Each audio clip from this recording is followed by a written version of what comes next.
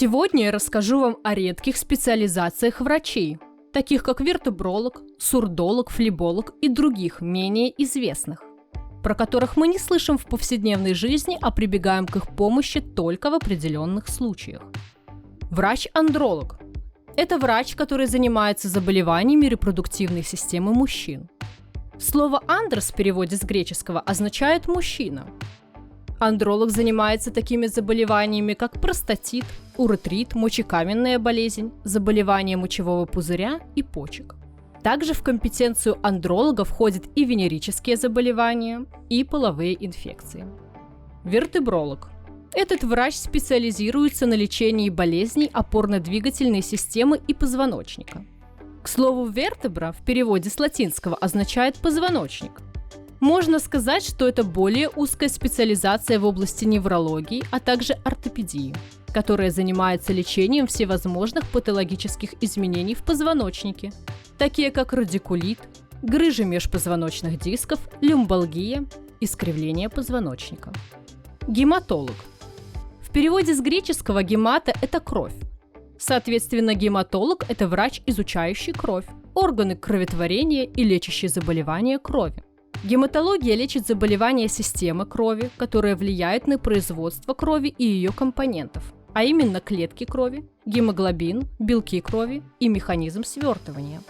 Гематологи также занимаются исследованиями в области онкологии крови. Гепатолог. Гепат в переводе с греческого – печень, поэтому основной орган гепатолога – это именно печень. Гепатология является одним из разделов гастроэнтерологии, изучающей строение, функции и заболевания гепатобилиарной зоны и методы их лечения. Этот доктор лечит такие заболевания, как гепатит любой этиологии, цирроз печени, мононуклеоз, стеатогепатит и тому подобные заболевания, связанные непосредственно с печенью.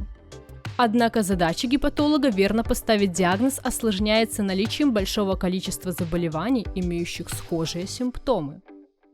Геронтолог – врач, изучающий биологические, социальные и психологические аспекты процесса старения человека, причины старения и средства омоложения, борьбы со старением. Составными частями геронтологии является гериатрия – это учение о болезнях, связанных с возрастными изменениями, герогигиена и геронтопсихология. Маммолог – специалист по заболеваниям молочных желез. Профессия маммолога в настоящее время становится все более востребованной, учитывая рост заболеваний женской груди. Врач-маммолог занимается профилактикой, диагностикой и лечением этих заболеваний. Маммология активно развивается, так как рак молочных желез в структуре онкологических заболеваний во многих странах занимает лидирующее место. Также маммология активно изучает факторы риска, которые приводят в дальнейшем к различным патологиям молочных желез. Неонатолог – это врач, который лечит новорожденных.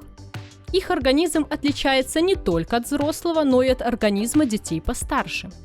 Детьми старшего возраста занимается педиатр.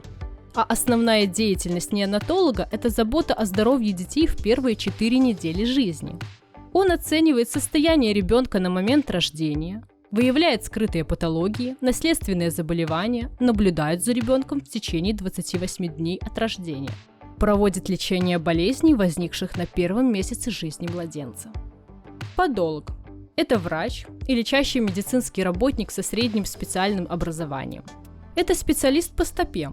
Его в ведении работа с деформированными ногтевыми пластинами стопы, вросшие ногти, грибковое поражение ногтей, натоптыши, стержневые мозоли, плоскостопие, потливость ног.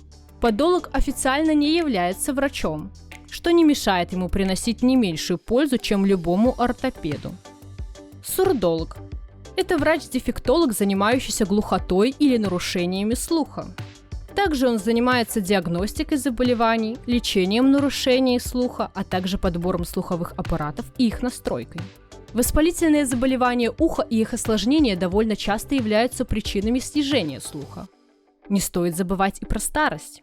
С возрастом физиологические процессы неизменно угасают, и проводимость звука по ушной мембране снижается. Во всех этих случаях и необходима консультация сурдолога. Трихолог – лечит заболевания волос и кожи головы. Трихология изучает волосы и волосистую часть кожи головы, строение, фазы роста неизмененных волос. Трихолог определяет их типовые особенности, структуру и состояние. Основываясь на данных исследований, проводит необходимые врачебные манипуляции, составляет режим, диету и рекомендации по уходу за волосами и кожей головы. Флеболог – врач, который лечит заболевания вен, в частности варикозное расширение вен и тромбофлебит. Этот врач является одновременно сосудистым хирургом, так как огромная часть патологий, подведомственных ему, лечится исключительно хирургическим путем. Большинство заболеваний на ранних стадиях удается устранить при помощи медикаментозной терапии и специальных профилактических мер. Если же заболевание уже запущено, то специалист может выполнить хирургическое лечение. Фонопед или фониатор – это врач-дефектолог, занимающийся диагностикой и лечением нарушений голоса. Фониатор ставит диагноз и проводит лечение, а фонопед ставит голос. Помогает с помощью специальных упражнений развить нервно-мышечный аппарат гортани и освоить правильное дыхание. Нарушение голосообразования может быть проявлением заболеваний, анатомических особенностей, а также проявлением психологических факторов. Решение некоторых проблем может быть тесно связано как с проблемами логопедии, так и с лечением сопутствующих оториноларингологических заболеваний. А на этом мы заканчиваем. Не забывайте подписываться на канал, ведь здесь вас ждет много познавательной информации. Всем пока!